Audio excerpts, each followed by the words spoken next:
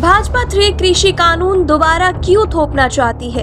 लोकसभा चुनाव में जब भाजपा ने 400 पार का नारा लगाना शुरू किया और सत्ता के मत में उनके बड़बोले नेताओं ने संविधान बदलने की बात कहनी शुरू की, तब पूरा देश भाजपा के खतरनाक मंसूबों को समझ गया और उनके 400 पार के नारे की हवा निकाल दी और भाजपा बड़ी मुश्किल से 200 पार तक पहुंच पाई। अब हरियाणा में विधानसभा चुनाव का मतदान होने में चंद दिन ही बाकी है। अचानक भाजपा ने अपनी एक सांसद से रद्द हो चुके 3 कृषि कानूनों को दोबारा से लागू करने का बयान दिलवा दिया। भाजपा की राजनीति को गहराई से समझने वाले बताते हैं कि बीजेपी इसी तरह से बयानबाजी करवाकर जनता की नब्ज टटोलती है, लेकिन भाजपा सांसद द्वारा 3 कृषि कानूनों को फिर से लागू करने वाले बयान के पीछे भाजपा मंसूबे उजागर हो जाते हैं। 1 साल से ज्यादा समय तक चले किसान आंदोलन में 750 किसानों की बलि लेने के बाद यूपी चुनाव से पहले पीएम मोदी ने पराजय के डर से तीनों कानून वापस लिए, लेकिन इस बार हरियाणा चुनाव के बाद किसे किसानों पर थोपने की बात कही गई है। जाहिर है ये बयान सांसद कंगना रनौत का नहीं बल्कि भाजपा का बयान है। सांसद कंगना तो मात्र मोहरा है। इस बयान की आड़ में भाजपा ये टटोलना चाहती है कि किसानों में कोई प्रतिक्रिया होती है कि नहीं। अगर भाजपा हरियाणा विधानसभा चुनाव के बाद फिर से सत्ता पर काबिज हुई तो रद्द हो चुके तीनों कृषि कानूनों को दोबारा से किसानों पर थोपने की पूरी संभावना है और भाजपा यही तर्क देगी कि हरियाणा के किसानों ने ऐसा करने के लिए उसे जनादेश दिया है।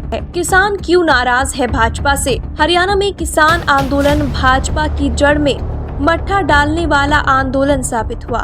शंभू बॉर्डर, टिकरी बॉर्डर से लेकर पूरे हरियाणा में छोटे बड़े धरने लगे। वहीं हरियाणा सरकार किसानों पर अत्याचार करने में नंबर 1 सरकार साबित हुई।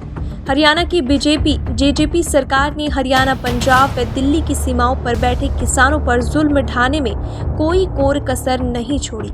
बीजेपी सरकार में बैठे लोगों ने किसानों को टुकड़े टुकड़े गैंग, पाकिस्तानी, देशद्रोही, गद्दार, विदेश से फंडेड, आंदोलनजीवी, मवाली और ना जाने क्या क्या कहा। पुलिस की ताकत से आंदोलन कुचलने का हर प्रयास हुआ।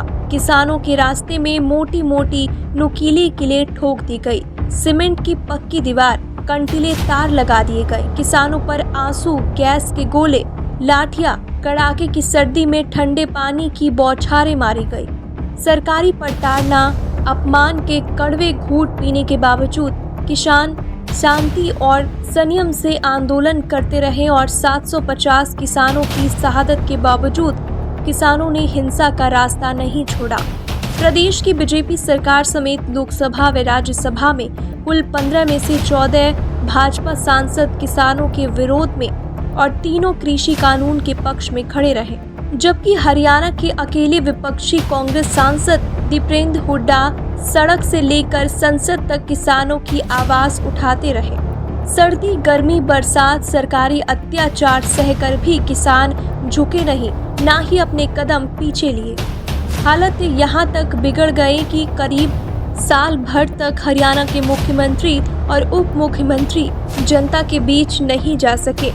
पूरी सरकार चंडीगढ़ सिविल सेक्रेटेरिएट तक सिमट कर रह गई।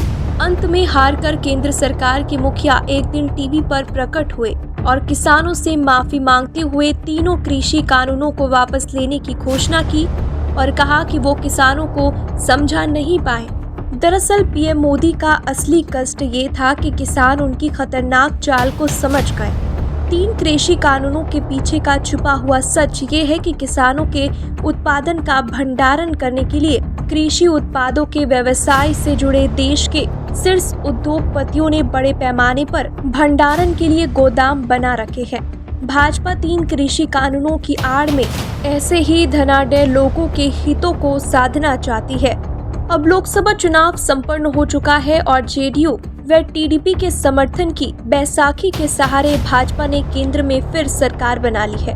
भाजपा हरियाणा का विधानसभा चुनाव बीतने के बाद एक बार फिर वही चाल दोहराने की फिराक में लग रही है, जिसे उसने कोरोना की आड़ में पिछले दरवाजे से अध्यादेश लाकर लागू किया था। लेकिन इस बार हरियाणा का किसान ही नहीं, आम जन भी भाजपा को सबक सिखाने को तैयार बैठा है।